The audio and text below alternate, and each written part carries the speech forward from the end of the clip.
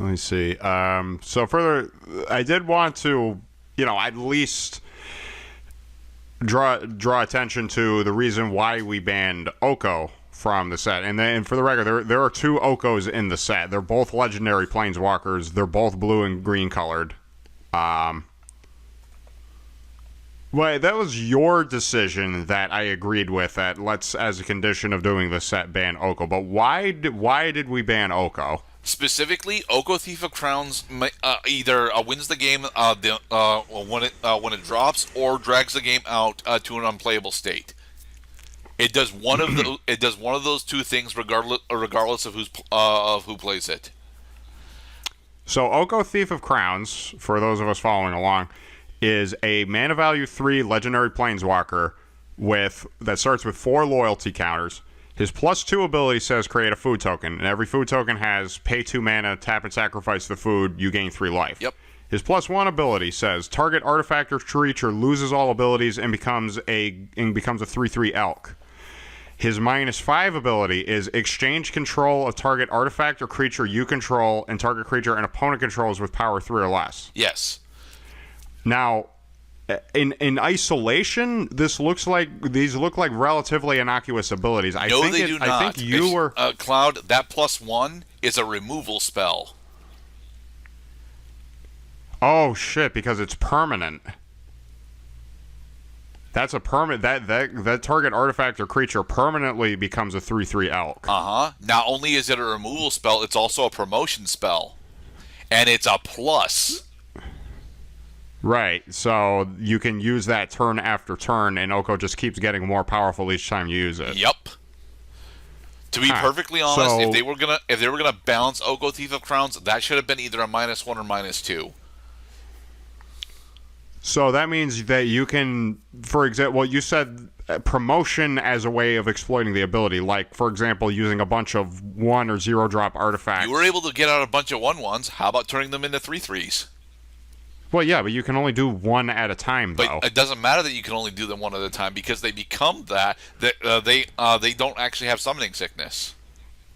Okay, so turn 1, play Fabled Passage. Turn 2, play a 2-drop something or other. Probably Turn 3, play Oko. Right. So okay, so I can see how that would be a slippery slope to the game becoming one-sided.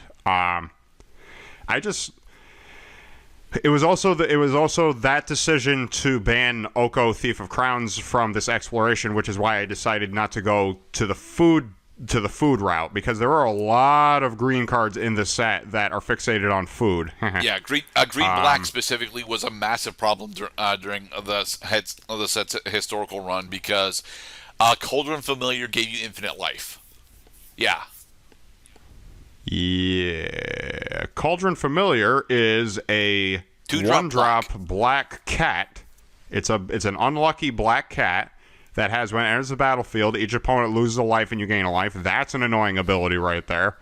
It also has sacrifice of food, return the Cauldron Familiar from the graveyard to the battlefield. So you +2 Oko, then you sacrifice the food that you gain in order to bring back Cauldron Familiar. You can do this infinitely. That's right. The food. It's always about the damn food. Now, for the record, I actually think that the food stuff in the set, with the exception of Cauldron Familiar, is actually pretty fun to play with. But it ends up always becoming a problem. I was kind of surprised I didn't see you run Gilded Goose. Is Gilded Goose actually here, or is that in a future set? The Gilded Goose is here. Okay. Gilded Goose is a mana value 1 green 0/2 bird that has flying, that has, when it enters the battlefield, create a food. So using Oko the Trickster, who also happens to have a background in baking in evil magicry that may or may not have been used in the making of the movie Shrek 2, that you can have just an army of 3/3 gingerbread men and send them all after your opponent. They're elks, actually, but yeah. They're they're ginger moose. But yeah, this was actually an enjoyable play. I'm kind of disappointed that I lost all 3 games, but that's fine. It was I should have been running a critical. I'm to blame for that. I should have been running. I knew that White Weenies was going to be unfair. So I knew that playing flyers early was going to win, which is why, okay, you want to get into the habit of banning some cards. How about we get into the habit of banning like really specific cards, like that one drop 2/1 flying that has a detriment. Yeah, ban that shit. We don't want to see it. But it's important for Boros flyers.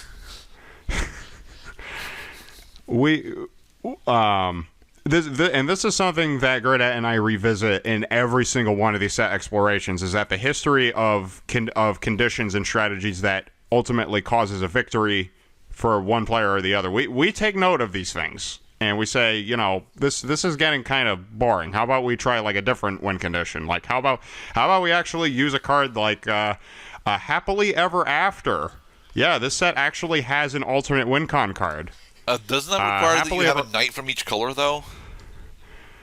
Not knights. Okay. It's a mana value 3 white enchantment that has, when it enters the battlefield, each player gains 5 life and draws a card. Cool. It also has, at the beginning of your upkeep, if there are 5 colors among permanents you control, if there are 6 or more card types among permanents you control and or cards in your graveyard, and your life total is greater than or equal to your starting life total, you win. It's not just target opponent loses the game. You just win. Right. Everybody else loses. Mind you, getting 6 different card types in your graveyard in white is actually a pretty big problem. In white, yes, I agree. Kind of hard to do that. If anything, white has a knack for exiling cards, but not putting cards in the graveyard. Like, what would it be? It would be land, creature, instant, sorcery. You'd still need artifact and enchantment, right? Yeah, what are the card types again? Artifact, creature, sorcery, instant, enchantment, planeswalker? I suppose planeswalker would also count. But I can't think of any other card types. Land is the 7th type. Okay. Wow.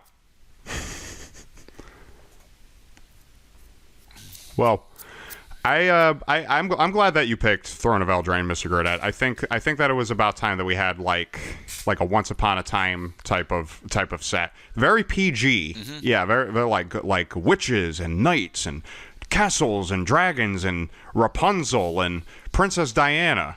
Let's bring them all together and have ourselves a legend. So, are you picking Aether Drift next? That is a very specific set, so probably not. Hey, we could celebrate Mario Kart World coming out by playing Mario Kart. Whee! All right, so next time it is Cloud's turn to pick out the next set, and thanks for watching, everybody. This has been us exploring Aether Drift. Very powerful set, still fun to play with. Throne of Eldraine. Sorry, yes, Throne of Eldraine. We have, I have mistaken the Throne of Eldraine's name a bunch, okay? The throne, the princess, the frog. So, Throne of Eldraine is a fun set to play with on its own, but it does require curation in order to actually achieve that state, and that can be a pretty big issue. Join us next time for something, that Cloud's going to pick out. We're going to have some fun. Be safe, everybody. See ya.